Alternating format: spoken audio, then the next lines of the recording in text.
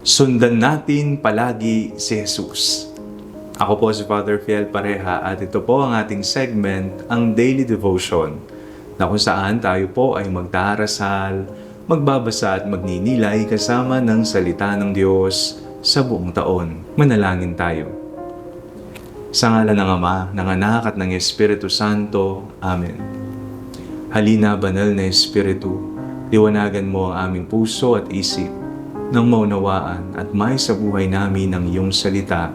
Amen. Our Bible passage for today is from the Gospel of St. Mark chapter 3, verses 7 to 12, and I read it for you. Jesus departed with his disciples to the lake, and a great multitude from Galilee followed him. Hearing all that he was doing, they came to him in great numbers from Judea, Jerusalem, Idumea, beyond the Jordan, and the region around Tyre and Sidon.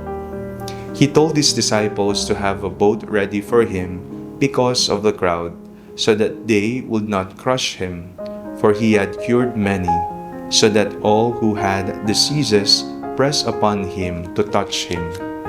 Whenever the unclean spirits saw him, they fell down around him and shouted, "You are the Son of God." But he sternly ordered them not to make him known. Ang dami-daming sumusunod kay Jesus. Sa ating pong modernong panahon, kung kayang merong social media app ang Panginoong Hesukristo, marami kaya siyang followers. Kung may Facebook page siya, kung may Instagram, kung may TikTok, kung may YouTube ang ating Panginoong Hesus, marami kaya siyang followers. O marami kaya ang mga bashers ng ating Panginoong Hesus. Kung nung panahon niya, wala pang social media, nandyan ang mga pariseyo, ang mga eskriba at saduseyo, ang kanyang mga bashers, na palaging pumupuna at naghahanap ng mali sa kanyang tamang ginagawa. Ngayong kayang modernong panahon, kung siya'y nabubuhay, ilan kaya ang kanyang followers at ilan ang kanyang bashers? Tayo pong lahat ay inaanyayahan ngayong araw na palaging sundan si Jesus. Ang pagsunod kay Jesus ay hindi lamang tuwing may milagro tayong nararanasan.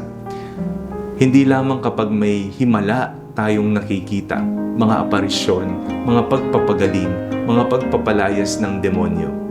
Nakita natin sa ating pagbasa ngayong araw na ito, napakarami ang sumusunod kay Jesus. Bakit? Sapagkat napakaraming kababalaghang ipinamalas ni Jesus. Pagpapakain sa mga libo-libo, ang pagpapagaling sa mga iba't ibang uri ng sakit, ang pagpapalayas ng mga demonyo, ang lahat ng ito'y nakikita ng mata ng tao. Kaya naman hindi magkamayaw ang mga taong sumusunod sa Kanya dahil nakikita nila ang mga kababalaghang ginagawa ni Jesus. Ang pagsunod natin ay nakabatay kay Jesus. Siya ang ating susundan. Siya ang ating paniniwalaan. Siya ang ating bukod na Panginoon. Sa mga panahon na tayo nagdududa sa ating pananampalataya dahil feel natin wala ang Panginoon o hindi nakikinig sa ating mga panalangin, o kaya naman sa mga panahon na wala tayong nakikitang mga himala, naway manatili tayo. Nawa ang sundan natin ay si Jesus at hindi ang mga kung ano-anong nakikita natin at hinihintay natin bilang mga tanda. Manalangin tayo. Panginoong Hesukristo, sa iyo po ang aming mga puso.